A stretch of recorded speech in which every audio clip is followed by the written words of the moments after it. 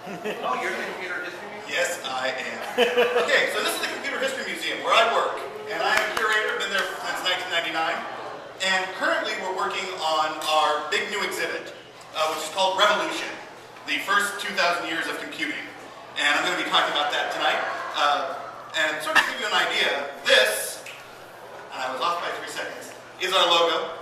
And we have sort of a scheme where we're going to be doing a chronological, thematic telling of the story of computing from times immemorial to about 6 years ago, because that's when we started doing it. And we have an alcove, which is a big section on a theme, and an icon, which is a moment in time that represents that section. And the first one we have is the abacus. The abacus is a volatile form of memory. It's the only gravity volatile form I know. The alcove is all about calculating. It's everything from slide rules, these abaci, all the way up through electronic handheld calculators of the 1970s. Perfect. What I love about this is this was actually in use for 100 years at a restaurant in Chinatown in Boston. Punch cards, the dominant form of storage for another about 80 years, 1890 to about 1970. This is from the Hollerith machine that was used to tabulate the census in 1890 and really started IBM. IBM was formed from 4 companies merging together to make one big company called IBM. This is the Nordic differential analyzer. This is an analog computer. This one will actually be up and working. You'll actually be able to see what little analog computers could do and why it is good they have gone away. This one here was actually in use at Washington University for something about 40 years, from the 50s until the 90s, mostly because it couldn't replace it.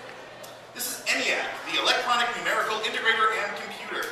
This is the first computer. This is actually a photo from when it was installed at the Moore School at the University of Pennsylvania. And this section has a lot of the big computers from the 50s. When you think of 1950 science fiction computers, these are the things you're going to be thinking of. Well, either these or the next one, UNIVAC 1. This UNIVAC meant computer. And this annoyed IBM no end, because people were saying, oh, they're getting one of them new IBM UNIVAC machines. But it was still a completely different company. The only one of these on the West Coast, because we rule. One thing that is really cool on the next slide, and I totally mistimed this one, is this is the largest computer ever made. Well, 1% of the largest computer ever made. This is called SAGE, a semi-automatic ground environment. This was a giant network of 23 computers, each the size of 2 football fields full of electronics, that were keeping people safe in the 50s. So, an amazing machine, but not as amazing as this, the IBM 360. This is part of our mainframe section.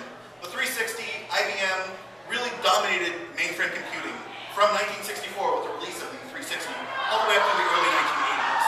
And I just love her outfit. That's really, I think that's a star. Well, maybe that chair is kind of cool. The Cray 1. If there were a rock star in computing, his name would be Seymour Cray. And this is his most famous machine. And this is actually a self-portrait. This is actually rendered on this Cray 1 that is being shown at Lawrence Livermore Labs.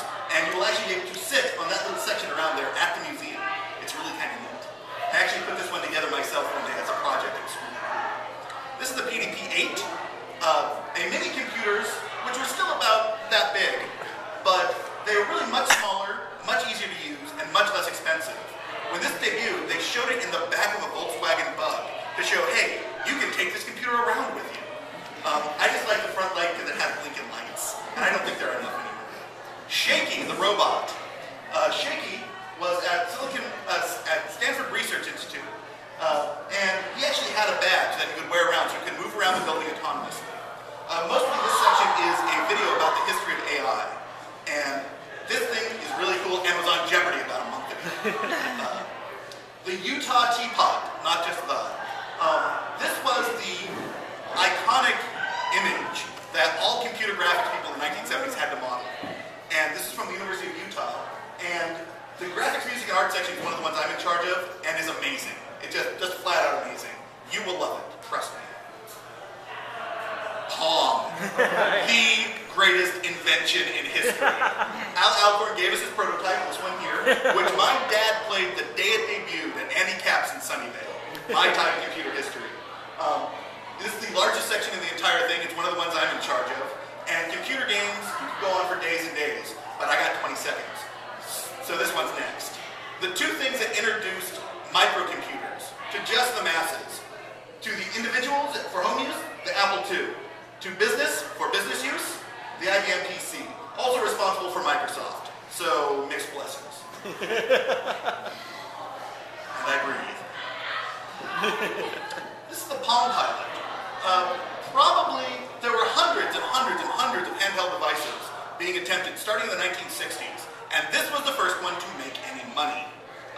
1996, an amazing machine, but had a couple of minor problems. The biggest one being that their marketing sucked. Just flat out. They could have done so much more. This is the start of Google. This homemade rack, there's actually little pieces of plug board underneath there that they just made themselves to handle their traffic in their first year. This is for our networking in the web section. It's another large section that I have nothing to do with, and remember that when you see it. And wow, this is the Babbage engine. We have this for 2 more months, so before our exhibit opens in January, you should come and see this operating because it is amazing.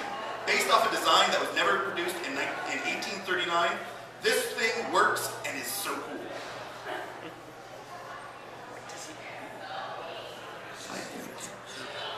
This is part of our history of computer chess. This is also going to be available now, so the rest of the exhibit opens in January, and we have pieces of Deep Blue.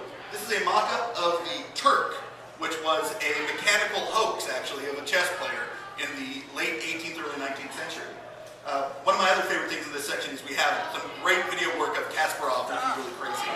This is me at work. I sit around my cell phone all day. But seriously, folks, please, November we're doing a soft opening of Revolution. In January, the whole thing will be open. Come on by, see us. It's a great time, and you might actually learn something, like I didn't while I was producing it. So I think that should be about it.